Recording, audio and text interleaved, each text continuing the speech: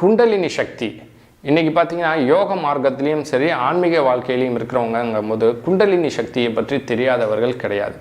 அப்போ அந்த குண்டலினி சக்தி எங்கே இருக்கிறது அப்படின்னா நிறைய பேர் என்ன சொல்கிறாங்கன்னா ஆசன வாய் பகுதியில் இருக்குன்னு.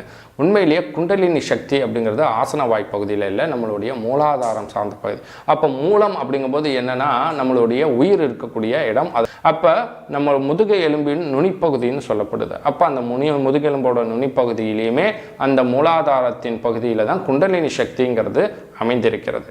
அப்போ அந்த குண்டலினி சக்தியை எழுப்புறனால நிறைய பேர் பார்த்திங்கன்னா குதிக்கிறாங்க துடிக்கிறாங்களேன்னு சொல்லி சில பேர் கேள்வி கேட்குறாங்க.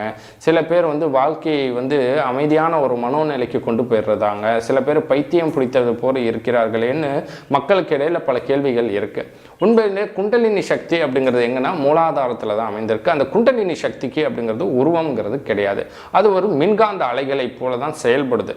அப்போ அந்த குண்டலினி சக்தி அப்படிங்கும்போது நம்மளுடைய யோகத்தின் மூலியமாக வெளிப்படைய செய்யும் போது, அதாவது மூலாதாரம், சுவாதிஷ்டனம், மணிப்பூரகம், விசுக்தி, ஆக்ஞா, சகஸ்ரங்கக்கூடிய கபாலத்திற்கு, அதாவது பிரம்ம கபாலத்தை அடைவதற்கு அது நமக்கு பெரிதும் பயன்படுது. உடம்புல எத்தனையோ உறுப்புகள் இருந்தாலும் அத்தனை உறுப்புகளுக்கும் ஒரு மின்காந்த அலைகளாக செயல்பட்டு அந்த தடைகளை விலக்கி அந்த பிரம்ம கபாலத்தை இந்த சக்கரங்கள் அடைவதற்கு குண்டலினி சக்தி மிகவும் பயன்படுகிறது. அப்போ அந்த குண்டலினி சக்திங்கிறது ஒரு காந்த, அதாவது மின்காந்த அலைகளை போல தான் அந்த இடத்துல செயல்பட்டு இருக்கு.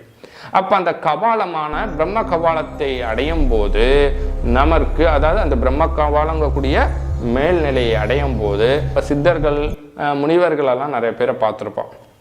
தலையில் உச்சியில் ஒரு குடுமி போட்டிருப்பாங்க. சில பேர் எதுக்கு தலப்பா கட்டுறோன்னே தெரியாமல் தலப்பா கட்டிக்கிட்டு இருப்பாங்க. அப்போ என்ன காரணம் அப்படிங்கும்போது, இந்த குண்டலினி சக்தி பிரம்ம கபாலத்தை அடைந்ததுக்கு அப்புறம் கபால மோட்சம்ங்கிறது ஏற்படும். அதாவது நம்ம பிறக்கும்போது நமக்கு உச்சி பகுதியில் ஒரு கோட்டை இருக்கும். மீண்டும் அந்த உச்சி பகுதி உடைந்து அந்த பிரம்ம கபாலத்தின் வழியாக நம்மளுடைய உடலிலிருந்து குண்டலினி சக்தி மூலியமாக உயிர் அப்படிங்கிறது கபால முக்திங்கிறது ஏற்படுது.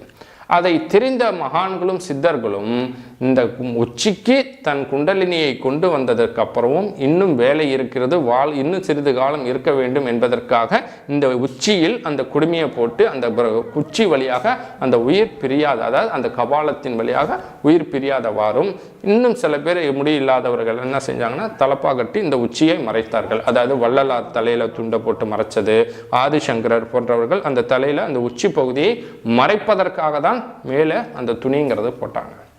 அப்போ அந்த உச்சி பகுதியை அடைந்த அந்த குண்டலினி சக்தியானது அங்கேயே இருந்து செயல்படுகிறது. அதை இயக்க தெரியாதவர்கள் தான் மன ரீதியான பாதிப்புகளுக்கு ஆளாகிறார்கள். அதை இயக்க தெரிந்தவர்கள் அடுத்த நிலைக்கு சென்று ஞானத்தின் வழியாக பிறவாத நிலையான இறைவனோட இரண்டரை கலக்கக்கூடிய நிலைக்கு போகிறாங்க. அப்போ அந்த குண்டலினி சக்தியை எழுப்புவது அப்படிங்கும்போது அந்த மின்காந்த அலைகளால் தான், எப்படி நம்ம கரண்ட்டில் கையை வைக்கும்போது ஒரு எர்த்தடிக்கும் போது உடல் கைகள்லாம் ஒரு அதிர்வுகள் ஏற்படுதோ, அதுபோல் அந்த குண்டலினி எழும்பும்போது உடம்பில் ஒரு அதிர்வுகள் ஏற்படுது. அந்த அதிர்வுகள் தான் அந்த குண்டலினி எழும்பும்போது சில பேர் அந்த குதிக்கக்கூடிய ஒரு சூழல்கள்லாம் உருவாகுது. இதனால் இதை சரியாக பயன்படுத்துவதால் நாம் யோக நெறிகளில் முன்னேறி செல்ல முடியும். தவறாக பயன்படுத்துவதால், அதாவது தெரியாமல் பயன்படுத்தும் போது நம் உடலிலேயே சில பாதிப்புகளை உண்டு பண்ணுகிறது. நல்ல குருமான்கள் மூலியமாக அதை எழுப்புவது அவசியம்.